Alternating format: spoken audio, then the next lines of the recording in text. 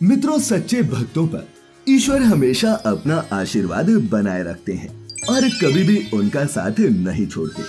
भगवान अपने भक्तों को दुखों और समस्याओं से बाहर निकलने का रास्ता ही नहीं दिखाते, इसके साथ ही सभी मनोकामनाओं को भी पूरा करते हैं। लेकिन मित्रों, कई बार भक्त भगवान से कुछ ऐसा मांग लेते हैं जो उनके वश में भी नहीं होता। हिंदू धर्म ग्रंथों के अनुसार ठीक कुछ ऐसा ही तुलसी माता की एक भक्त ने भी उनके साथ किया था। तो मित्रों, इस भक्त ने माता से ऐसा क्या मांगा जो स्वयं उनके वश में भी नहीं था? जानने के लिए बने रहें वीडियो के अंत तक। नमस्कार और स्वागत है आप सभी का द डिवाइन टेल्स पर एक बार फिर। मित्रों, आप तो जानते ही होंगे कि कार्तिक मास पूजा पाठ का महीना होता है और इस मास में तुलसी पूजन का महत्व और भी बढ़ जाता है। भक्त तुलसी माता की पूजा को पूरे विधि विधान के साथ करते हैं। हमारे धर्म ग्रंथों में एक कथा बहुत प्रचलित है, जिसके अनुसार बहुत समय पहले की बात है, कार्तिक मास की शुरुआत ही थी। गांव की सभी महिलाएं तुलसी माता को रोज जल चढ़ाने लगी।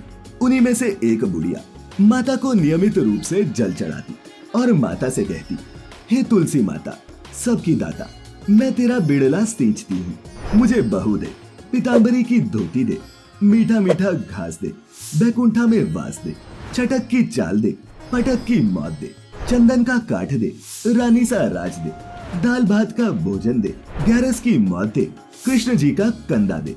इस तरह बुढ़िया रोज सुबह और शाम नियमित रूप से जल चढ़ाती और तुलसी माता से रोज यही मांगती। माता उसकी ये बातें रोज सुनती। धीरे धीरे तुलसी माता सूखने लगी और फिर एक दिन श्रीहरि खुद प्रकट हुए।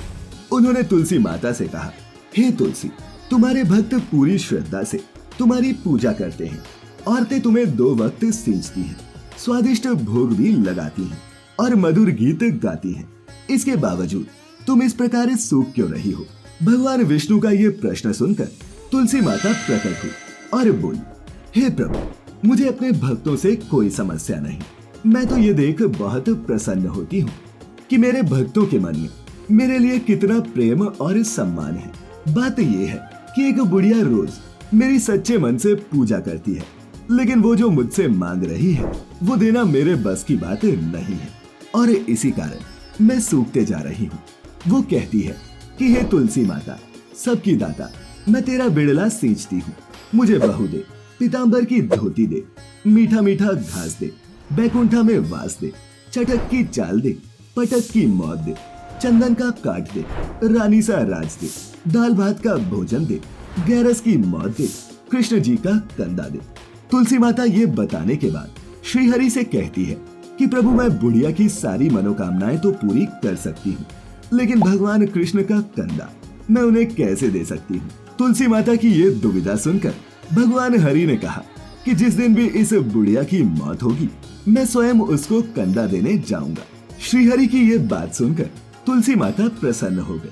उनको लगा कि अब वो अपने भक्त की सभी मनोकामनाओं को पूरा कर देंगी। इसके बाद एक दिन एकादशी पर शाम के वक्त बुढ़िया की मौत हो गई। धीरे धीरे गांव वाले इकट्ठा होने लगे और सभी मिलकर बुढ़िया को शमशान ले जाने की तैयारी करने लगे। जब लोग उसे उठा रहे थे तब वो इतनी भारी हो गई कि उसे उठाना किसी के भी बस की बात नहीं लग रही थी। तभी एक ग्रामीण ने कहा कि ये बुढ़िया तो इतना पूजा पाठ करती थी, भगवान की माला फेरती रहती थी, फिर भी भारी हो गई। इसके बाद लोगों ने एक बार फिर से प्रयास किया, लेकिन इस बार भी सभी लोग असफल रहे। इसके बाद सभी मिलकर उस बुढ़िया को पापी कहने लगे। तभी भगवान हरि वहाँ बूढ़े ब्राह्मण के रूप में प्रकट हुए और लोगों से पूछने लगे कि क्या हुआ। तब गांव वालों ने जवाब दिया कि ये बुढ़िया पापिन थी, इसीलिए उसका शव भारी हो गया है। तब श्रीहरि ने गांव वालों से कहा कि चलो हाथ बटाओ, मैं भी एक बार कोशिश करके देखता हूँ। वहाँ मौजूद लोगों को हैरानी हुई।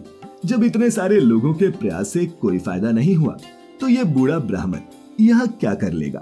तभी श्रीहरि बुढ़िया के कान के पास गए और उनसे कहने लगे, माई मन की निकाल दे, पीतांबर की धोती ले, मीठा मीठा घास ले, बैकुंठ का वास ले, चटक की चाल ले, चंदन का काट ले, दाल भात को झील और कृष्ण का कंधा ले।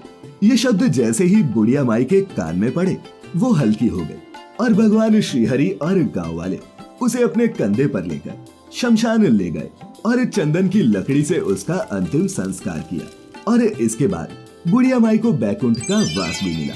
मित्रों, हमारे ग्रंथों की ऐसी कथाओं में आपने देखा होगा कि एक सच्चे भक्त की हर मनोकामना उसके भगवान पूरी करते ही हैं, फिर चाहे वो कितनी भी जटिल क्यों ना हो। और इस कथा का कार्तिक मास में श्रवण करने से भक्तों की सभी मनोकामनाएं पूरी होती हैं। तो आज की इस प्रस्तुति में फिलहाल इतना ही। अगर आज की ये वीडियो आपको अच्छी लगी हो तो इसे अपने मित्रों और रिश्तेदारों के साथ साझा अवश्य करें और इस सभी तरह की आध्यात्मिक और धार्मिक कथाओं के लिए जुड़े रहें द डिवाइन टेल्स परिवार के साथ। तो अब हमें इजाजत दें। आपका बहुत बहुत शुक्रिया।